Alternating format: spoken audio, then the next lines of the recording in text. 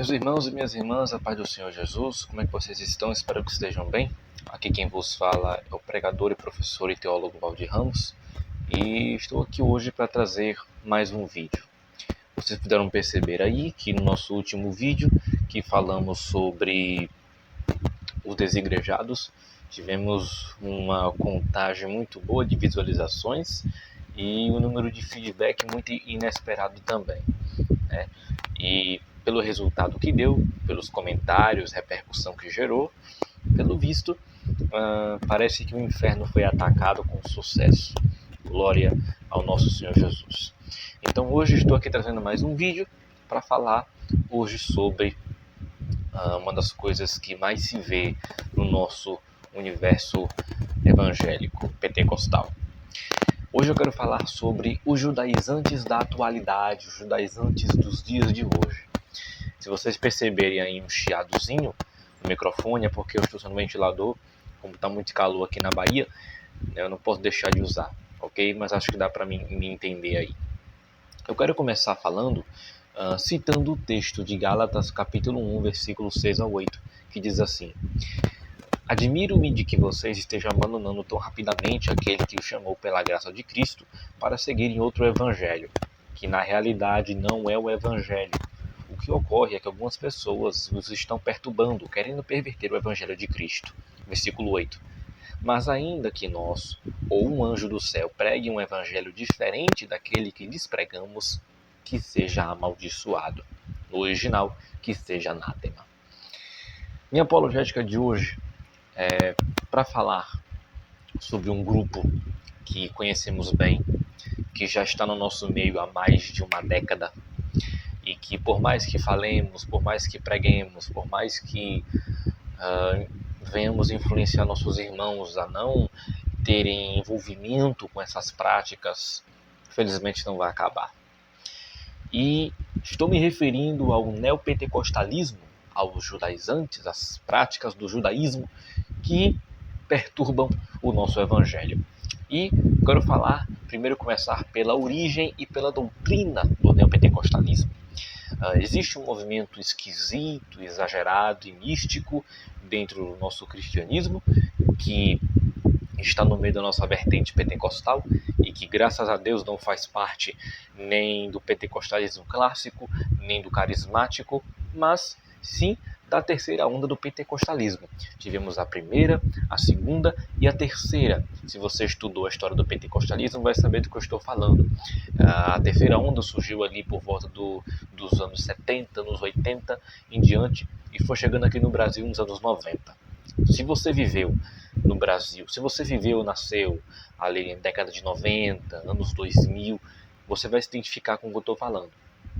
E teve seu ápice, esse movimento teve seu ápice ali nos anos 2000 a 2010. Né? O movimento neopentecostal, eles ensinam várias heresias e absurdos exagerados que não estão nas escrituras sagradas, mas que vêm de credos absurdos e enfatização de experiências. Aqui no Brasil é muito comum isso, as pessoas costumam fazer doutrina com experiências, mas na verdade se faz, eles costumam fazer doutrina com experiência, esse é o certo, mas o certo é fazer experiência com a doutrina da palavra de Deus. E as principais denominações que representam esse movimento místico exagerado são várias igrejas que estão espalhadas por aí e que não é de agora que já são acusadas, né, dessa prática absurda, mas que conhecemos bem. Universal do Reino de Deus, Igreja Nova Vida, Igreja Internacional da Graça de Deus, Igreja Apostólica Renascer em Cristo, Igreja Mundial do Poder de Deus, e não só essas, como várias outras aí são envolvidas com essas práticas. Temos também algumas igrejas que você encontra com muita facilidade em algumas esquinas, né? Como, por exemplo, elas possuem o nome, às vezes, de Igreja Pentecostal, Jesus foi ali e já volta. E estão espalhadas por aí, pela Bahia, Rio de Janeiro, principalmente, que não é muito difícil de achar. Finalmente, o que é que eles ensinam? Eles ensinam a teologia da prosperidade. Eles ensinam que o cristão deve ser rico, saudável e bem rico. A pobreza e a doença são vistas como falta de fé ou influência demoníaca, algo que a Bíblia não afirma e não ensina. Nós, enquanto estivermos aqui, somos seres humanos, somos carne. Jesus disse que se o mundo vos odiar, lembrai-vos de que também me odiou primeiro. Por diversas vezes Jesus deixou claro que iríamos passar por prova, passar por luta, né? Paulo ele escreveu aos Filipenses dizendo, né, em uma situação de prisão, ele disse que aprendeu a viver contente em toda e qualquer situação. Podemos estar presos, aflitos, passando por necessidade, mas isso não importa, porque o maior já temos, que é Jesus Cristo. E também ensino confissão positiva. É uma crença de que as palavras têm poder espiritual. O que você declara com fé, o que você determina, Deus é obrigado a fazer. Exatamente, é isso que eles ensinam. O que você determinar, né? E eles tiram de contexto aquele texto de Tiago, onde diz que as palavras têm poder, né? Que ali é um outro estudo, um outro contexto. Tiram de contexto para dizer que se você determinar, crer e falar para as paredes, Deus vai se sentir obrigado a fazer o que você quer, mas isso é mentira. O próprio Jesus, quando estava aqui na terra, ele disse para o Pai fazer a vontade dele e não a dele. Isso simboliza submissão às vontades de Deus. Eles também ensinam batalha espiritual. Eles têm um foco muito intenso na expulsão de demônios e na quebra de maldições hereditárias. E isso é um ensino que está muito dentro do nosso povo. As pessoas ainda costumam acreditar em maldição hereditária, né, em maldição, quebra de maldição, campanha, né?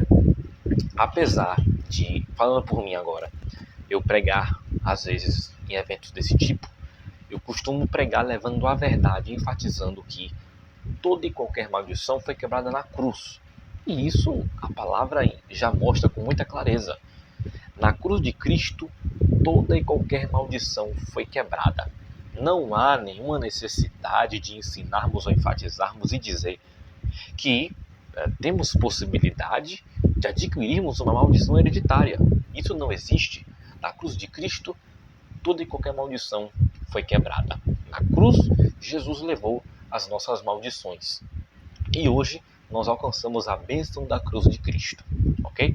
Às vezes as pessoas adquirem algo genético, biológico, um costume, né? Passado de pai para filho, e às vezes pensam que é maldição, mas não tem nada a ver, não tem nenhum respaldo bíblico. Em último lugar, eles ensinam a teologia do sacrifício, a teologia do voto, o incentivo a doações financeiras pesadas, né, como forma de provar a fé, como forma de desbloquear as bênçãos de Deus. Né? Eles geralmente fazem isso, né? Tome o seu envelope e aí você vai dar 10% ou 50%, ou você vai dar tudo que você tem por 7 dias, por 7 semanas, por 7 meses, né? Você vai fazer isso aí 7 vezes 7, e quanto mais 7 melhor. E aí, quando você completar essa campanha, completar esse voto, essa campanha do envelope, Deus vai te abençoar. Deus vai mandar uma bênção para sua casa, mandar uma bênção para sua vida, você vai casar, e aí promete um bocado de coisa que Deus nunca prometeu a ninguém. E isso é um engano. Se você está caindo nesse engano, está na hora de você abrir os seus olhos, abrir a palavra de Deus e entender que isso não existe. Nem os apóstolos, nem Jesus nunca fizeram isso. Campanha do envelope, campanha do voto, isso não existe. O sacrifício completo foi na cruz do Calvário. E aí nós temos a relação dessas igrejas com práticas judaizantes. Muitas igrejas neopentecostais adotam símbolos e rituais do Antigo Testamento. Isso é chamado de judaizantes, né? Ou judaização, melhor dizendo.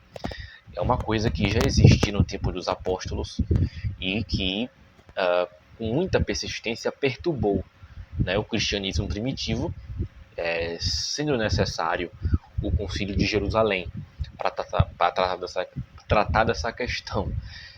E também sendo necessário a carta de Paulo aos Gálatas e aos Colossenses, né? Os exemplos mais comuns disso incluem o uso do shofar. eles geralmente usam aquela trombeta de chifre, eles assopram aquilo quando estão no momento do clímax do culto. Eles pegam o chofar e assopram, né, aquela coisa toda.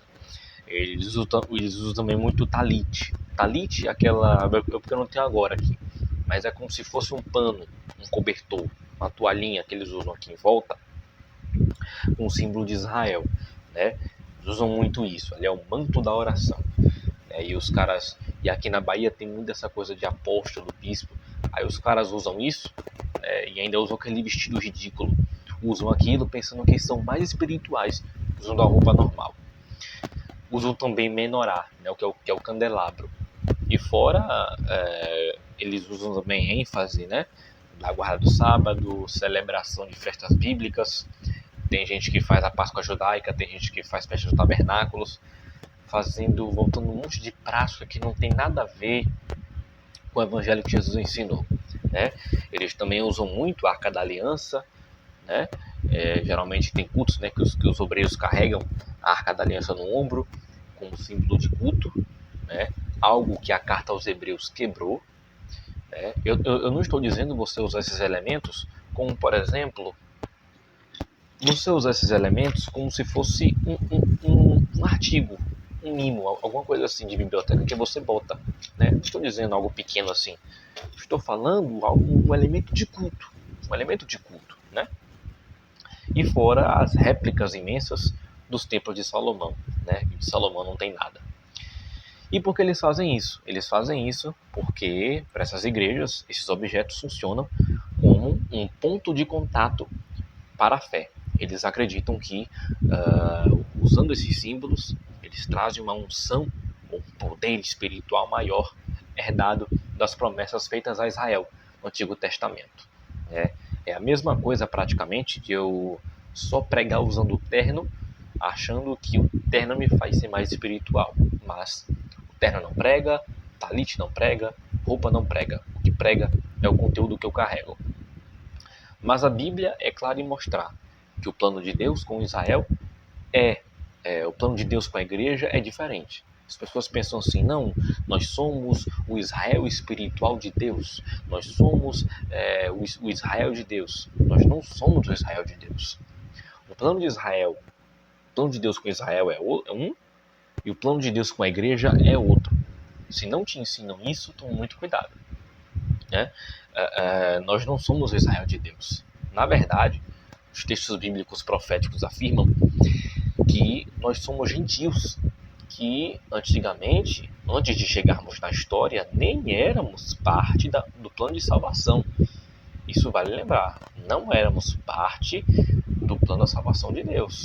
Nós estávamos esquecidos, mas por meio de Jesus Cristo, por meio do seu sacrifício, que fundou a igreja, agora nós fazemos parte dele. E, finalmente, o que a Bíblia ensina no Novo Testamento sobre isso? O Novo Testamento é bastante crítico quanto ao retorno às práticas judaicas e rituais da lei de Moisés para obter favor divino. O livro dos Hebreus, né, ou melhor, a carta aos Hebreus, é o principal argumento para a judaização. Ele ensina que o Antigo Testamento era, na verdade, uma sombra das coisas boas que viriam, né, e que Jesus é a realidade. Eu botei aqui Hebreus 10, versículo 1, na tradução da NTLH, que diz assim: a lei dada por Moisés não é um modelo completo e fiel das coisas verdadeiras. É apenas uma sombra das coisas boas que estão por vir. Os mesmos sacrifícios são oferecidos sempre, ano após ano. Portanto, como pode a lei, por meio desses sacrifícios, aperfeiçoar as pessoas que chegam perto de Deus? O que o autor está dizendo é que a lei dada por Moisés não é um modelo completo do sacrifício de Jesus, e que Jesus já cumpriu esse sacrifício, essa lei na cruz, né? E esses sacrifícios não são suficientes para aperfeiçoar, tirar o pecado das pessoas. Se Jesus é o sumo sacerdote perfeito e sacrifício do final, voltar aos rituais do templo é anular a cruz de Cristo, é anular o sacrifício de Jesus, é dizer que não foi suficiente. O apóstolo Paulo escreveu aos Gálatas especificamente para combater essa prática, né? Cristãos que naquela época queriam impor práticas judaicas, né?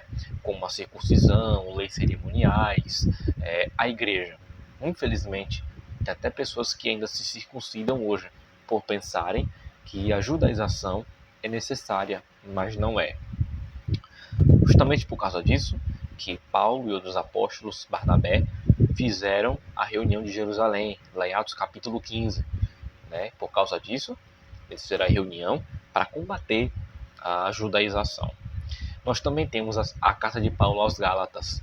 Gálatas 5, versículo 1 ao 4, Paulo afirma que quem tenta se justificar pela lei caiu da graça e que Cristo de nada lhe serve. Em Colossenses também, Paulo também escreve aos Colossenses, era uma comunidade que também estava sofrendo com a judaização, e Paulo escreveu no capítulo 2, versículo 16, assim: portanto, ninguém o julgue pelo que vocês comem ou bebem, ou com relação a alguma festa religiosa, à celebração das luas novas ou aos dias de sábado. Estas coisas são sombras do que haveria de vir. A realidade, porém, encontra-se em Cristo. Então, tudo isso que veio antes, tudo isso que veio antes do tempo da nova aliança, era apenas sombra. Só existe luz porque existe uma sombra, né? Não existe luz sem um poste. Não existe luz sem algo que primeiro veio antes para poder firmar aquela luz. Então, tudo isso é sombra. E tudo isso hoje é descartável. Por quê? Porque é o próprio texto que diz: a realidade se encontra em Cristo. Então, nós precisamos ficar longe dessas igrejas. Igrejas falsas que pregam um evangelho falso. Temos que retornar àquilo que Paulo falou em Gálatas capítulo 1, onde ele diz que, né, as pessoas estavam abandonando o verdadeiro evangelho para seguir outro evangelho que nem sequer é evangelho. Se alguém chama isso de evangelho, pode ter certeza que é um seguidor de uma mensagem falsa, né? As pessoas hoje querem movimento, não querem saber de doutrina sólida, não querem saber de estudo bíblico, não querem saber da cruz de Cristo, né? Movimento sem Bíblia não representa o Evangelho de Jesus Cristo, ok? Se você faz parte de uma dessas igrejas, te aconselho que saia e procure uma igreja bíblica que tenha compromisso com o Evangelho de Jesus Cristo, ok? O vídeo ficou muito longo, vou ficar por aqui. Que Deus os abençoe e até a próxima. Muito obrigado por ter assistido até aqui.